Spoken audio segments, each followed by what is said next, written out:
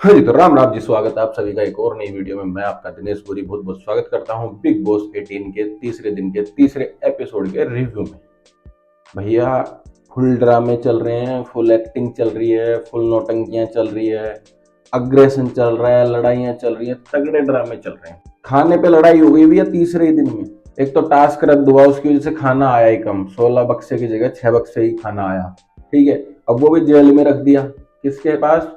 Viral भाभी के पास। अब वो नौटंकियां कर करके सबको खाना दे रही है। नौटंकियां भी क्या भैया, एडजस्ट करना पड़ेगा, इतने कम खाना आया तो। लोग भी तो 18 जने हैं। पर भैया, ड्रामा हो गया खाने पे तगड़ा। सारा आफरीन खान जी भाई भड़क गई तगड़ी कि जी खाना सबको बराबर मिलना चाहिए, से कम कैसे मिल रहा है खाना। कोई ज्यादा खा रहा है, कोई कम खा रहा है, कोई ठूस ठूस के खा रहा है, प्लेटें भर भर के खा रहा है। जिम बंद कर दो और ये कर दो, और जिम करने वालों के लिए खाना ज्यादा लगता है। शिल्पा जी ने आराम से समझाया उनको वॉशरूम में कि भाई जो जिम करते हैं उनको थोड़ा खाना ज्यादा लग सकता है भाई, क्योंकि वो मेहनत करते हैं। जो नहीं जिम कर रहा है उसको कम खाना लगेगा। और ये तो बात सही है बिल्कुल, इसमें कुछ गलत भी नहीं है। पर भैया, सारा आफरीन खान जी ने उस बात का मुद्दा इतना भयंकर बना दिया क्योंकि पॉइंट बन नहीं रहे थे। लोग उनकी बातों में आ नहीं रहे थे। शायनी तो खूब बन रही हूँ, पर उनकी बातों में आ नहीं रहे वो। रजत को भी फंसाने की कोशिश की, चाहत को भी फंसाने की कोशिश की, चुंब और शहजाद धामी के बीच में लड़ाई हुई, उसमें भी घुसने की कोशिश करी पर पूरी कोशिशें फेल हो गई मैडम की। अब मैडम सोची करूँ क्या, तो भैया मुद्दा बना दिया भयंकर खाने का। गाली गलौज पे उतर गई, माँ बहन की गालियों पे उतर गई। करणवीर मेहरा का इतना अच्छा रिएक्शन देख कैसे लगा कि भैया हाँ, बंदे में यार नेक्स्ट लेवल पेशेंस है कि हाँ भाई, तू बकती रहे, तू झगड़ती रहे, मैं शांत बैठा रहूंगा। क्योंकि भाई उसी ने सबसे पहले खाना लिया था, उसने ज्यादा खाना ले लिया होगा बेचारे ने, जिम विम की वजह से। भूख लगती है यार जिम करने वाले आदमी को, ज्यादा रिकवर भी करना होता है उतनी मेहनत करे हुए को। पर भैया भयंकर लड़ाई कर दी, उसी में चाहत को लपेट दिया, उसी में शहजादा को लपेट दिया। शहजादा ने रिप्लाई बढ़िया देगा, टच नहीं करने का, दूर रहने का, दूर टच नहीं करने का। भड़क गई भयंकर तगड़ी।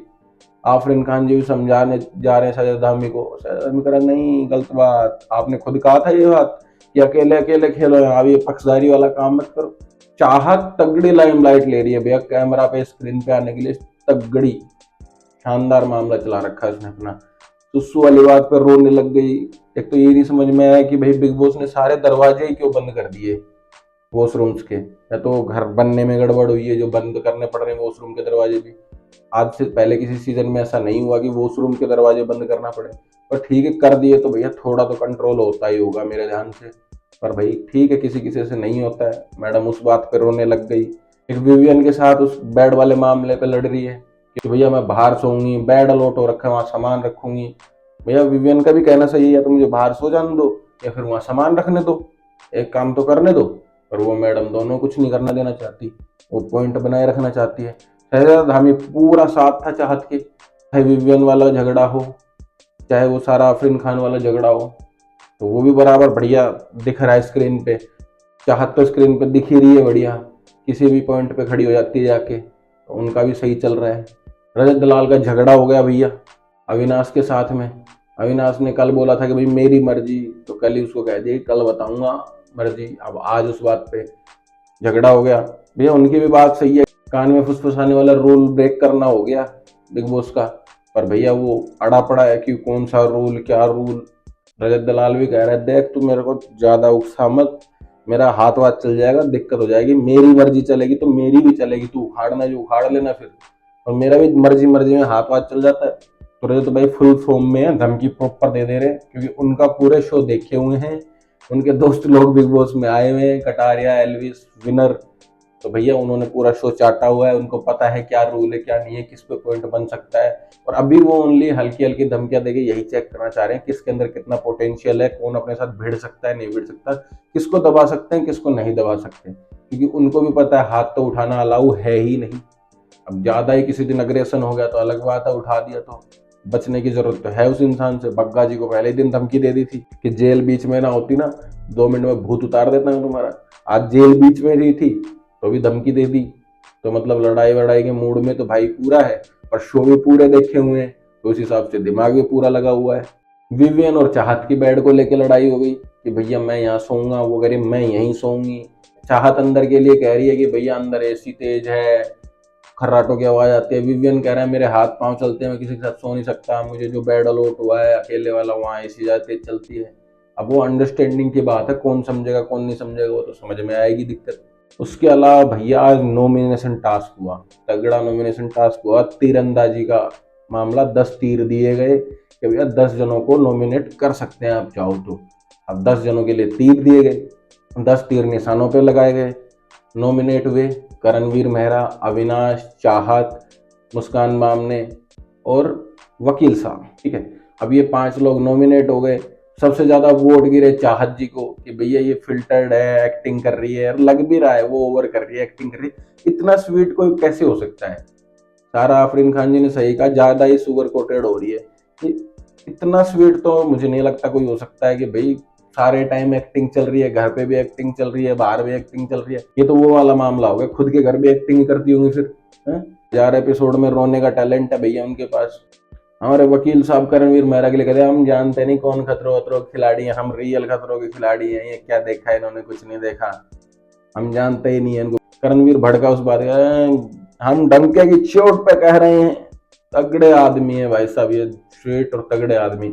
रजत दलाल को भी कहते हुए दिखे वकील साहब, ये सब एक्टिंग कर रहे हैं, यहाँ पे एक्टर हैं ये, हम 3 लोग हैं जो एक्टर नहीं है, तुम हो गए, मैं हो गया। तो भैया एक और किसका नाम लिया था मेरे तो दिमाग से और निकल गया। अब ये भैया सीन सही है, ठीक है। और भैया हम डाकुओं के खानदान के, हम वो आजादी दिलाई, हमने वो सरकार गिरा दी। तगड़ा मामला है भाई साहब उस बंदे का।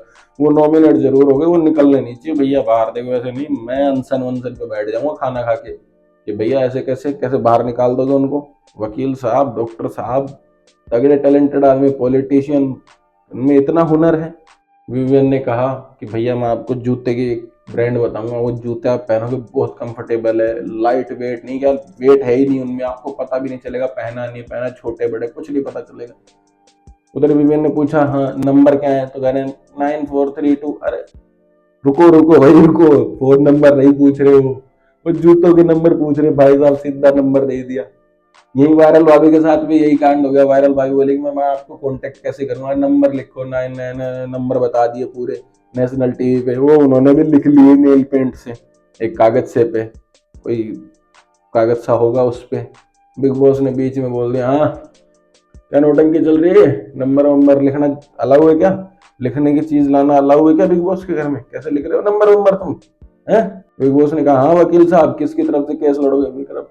वकील साहब कहते हैं देखो हेमा जी इनोसेंट हैं, हम उनकी तरफ से केस लड़ेंगे, हम किसी से नहीं डरते हैं।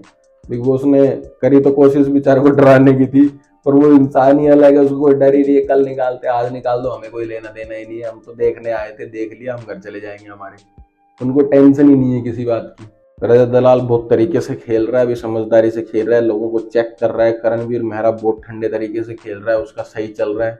विवियन का भी भैया मामला शानदार ही है, वो बंदा पॉइंट टू पॉइंट बात कर रहा है, फालतू बकवास नहीं कर रहा, वो अपनी 2 पॉइंट में बात खत्म करता है, बात खत्म। मुस्कान को बेचारी को बहुत बुरा लगा, उसको नॉमिनेट कर दिया, कोई बात नहीं बहन, आप इतने लोगों के बीच में अकेली हो, अकेला नहीं रहना पड़ेगा चली गई तो। पर लगता नहीं कि मुझे जाएंगी, क्योंकि अविनाश, करणवीर, चाहत, मुस्कान स्ट्रॉन्ग है भाई कि आगे दिख के आएंगे। बाकी वोटिंग पे भी मामला डिपेंड करेगा। बचे हमारे वकील साहब, उनको ना निकाल दे बेचारे को, या तो रद्द कर दो ये नॉमिनेशन लेना ही नहीं है अपने को, और कोई नॉमिनेशन देखेंगे। उसके अलावा रजत दलाल को भी नॉमिनेट करने की कोशिश करी गई और उनका वोट ही एक मिला। विवियन को नॉमिनेट करने की कोशिश करी गई, उनको भी एक ही वोट मिला, चाहत जी का। विवियन ने सीधा कह दिया अगली बार 2 बंदे और लेके आना। बग्गा जी को कोशिश की गई तो बग्गा जी को भी वोट पूरे नहीं मिल पाए। तो भैया नॉमिनेट करना चाह तो रहे हैं, पर खुल के बहुत से लोग सामने भी नहीं आ रहे हैं, खुल के बता भी नहीं पा रहे हैं, क्योंकि भैया वही चीज़ है ना कि दोस्ती भी चाहिए, और फिर नॉमिनेट करने के मामले में वही करना भी पड़ेगा।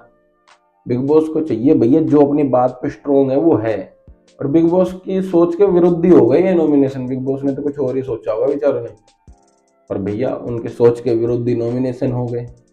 तीर वाला बनाया टास्क तगड़ा, तो बिग बॉस कोशिश तो पूरी करते हैं कि कुछ ना कुछ ऐसा हाइप बनाने वाला काम किया जाए, वो किया भी गया।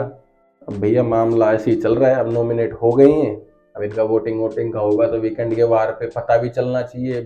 लोगों की असलियत भी बताई जानी चाहिए सलमान खान जी के द्वारा कि भैया तुम एक्टिंग कर रहे हो, तुम नौटंकी कर रहे हो, तुम रियल बनो। कि बहुत से लोगों को अभी रियल बनने की जरूरत है। ईशा और एलिशा कौशिक भैया, उनका दोनों का लग रहा है ग्रुप सा बनता जा रहा है, क्योंकि वो दोनों फटाफट खड़ी हो रही थी एक दूसरे के पीछे नॉमिनेशन के लिए, बताने के लिए, रीजन बताने के लिए भैया ये फेक है, ये दिखावा कर रही है, एक्टिंग कर रही है। तो भैया उनका ग्रुप सा बनता दिख रहा है। उस ग्रुप में अविनाश भी दिख रहे हैं, सदादा धामी भी घूमते हुए दिख रहे हैं। तो भैया उनका टीवी वालों का ग्रुप बनना तो शुरू हो गया है। तो मामला चल पड़ा है शो का। कहानियां वानियां सबकी खत्म हो चुकी हैं। अब सीरियसनेस चल हो गई है, लड़ाइयाँ शुरू हो गई, कभी खाने को लेके, कभी रूल को लेके, कभी किसी चीज को लेके। तो चल रहा है मामला बढ़िया।